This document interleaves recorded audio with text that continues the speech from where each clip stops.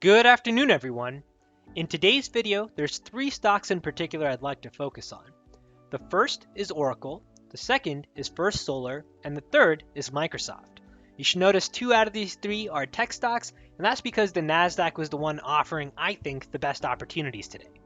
Now, before we dive into charts, for all Stock Volatility Box members, you can download the indicator files that I'll be using from the indicator tab inside of the platform, and there click this green button to download the indicator files or generate your own for any other stocks you'd like. Now, coming back inside of charts, the volatility that really presented itself was in the 7 to 8 a.m. Pacific hour in the morning.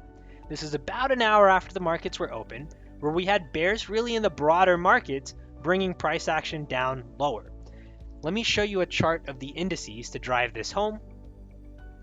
So in the top left here, I have the S&P 500, then the top right is the Dow, bottom left, the NASDAQ, bottom right, the Russell. What should stand out here is the S&P and the NASDAQ are both on their scalper volatility box models. That means very little volatility. We can still take advantage of scalp opportunities here. Contrast that with the Dow and the Russell. Each one of those were on the aggressive volatility box models, meaning we had more volatility there. So if you had to rank places where the opportunities were a little bit less volatile, the S&P and the NASDAQ win. A little bit more volatility, the Dow and the Russell were winners. Now, using that knowledge, let's come inside of our charts here and take a look to see what price action looked like in these three stocks. Now, we'll start with Oracle, tech stock, so it should mirror closer to what the NASDAQ was doing, and the S&P was following suit with the NASDAQ. So taking a look here at Oracle, same type of selling activity in that same hour, the 7 to 8 a.m. Pacific hour, about an hour after the markets were opened. That's when we actually hit the volatility box models. We breached our aggressive volatility box models, we had the edge signal confirmation, and really from that point, Oracle never looked back.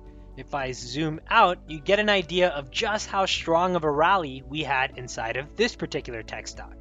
Inside of Oracle, that was a risk of about 20 cents. The end max move ended up being closer to about $1.50, $1.60. So phenomenal rally inside of Oracle. Of course, taking advantage of that full move, maybe not probable, but still gives you an idea of just how strong the tech stock was. Next tech stock we had, Microsoft. Microsoft, a little bit different story here. Same idea where we had the breach in the 7 to 8 a.m. Pacific hour. Let me zoom in here. Microsoft fell inside of the aggressive models. We had the edge signal confirmation. However, Microsoft had a second move down lower. And this right here took my stop out.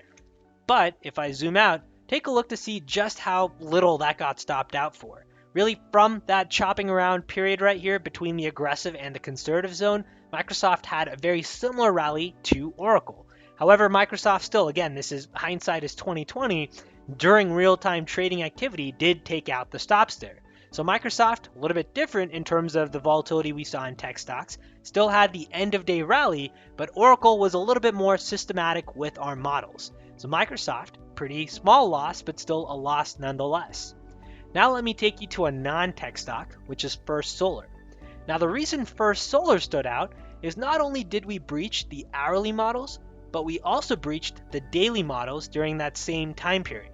If I zoom in, this is still the same 7 to 8 a.m. Pacific hour towards the edge of the hour where we first breached the aggressive models. We then have the edge signal confirmation while also touching the daily models. A way to make this a little bit cleaner, let me layer on one at a time. So let's start first with the daily models only. If we take a look to see what price action looks like there, you can see with the daily models, price hits the aggressive volatility box entry lines. We then get 1, 2, 3, and 4 edge signals. If I now layer in the hourly models as well, once you factor in the hourly models, you see this really nice overlap here. And that's what we're looking to take advantage of ultimately in terms of the crystal clear A type of setups. That was First Solar here. We had a nice confluence of the aggressive hourly and the aggressive daily models, leading to a really nice reversal in a stock that really was different from Oracle and Microsoft in that it wasn't a tech stock, it wasn't correlated in the same fashion, but still playing the same idea in terms of volatility in the broader index markets, falling in that 7 to 8 a.m. hour, really looking for a reversal to take place from that point. After that, you see here, First Solar really just chops around, goes to the top end of the aggressive models, a little bit of a pause, one more time, a little bit of a pause, one more time, a little bit of a pause, and even into the closer, one more time, and what I imagine tomorrow will be a little bit of a pause as we chop around with the open. So hopefully with today's video, you get an idea of really how to bring together the volatility of the broader index markets and then piece that together to find specific stocks that you might be looking to trade. There's something out there for both stock and futures traders, but for those of you that trade both, this hopefully should help to give you an idea of how to bring together both sides of the information. I hope you found this video to be useful. Take care everyone, good luck trading, and we'll see you in the next update.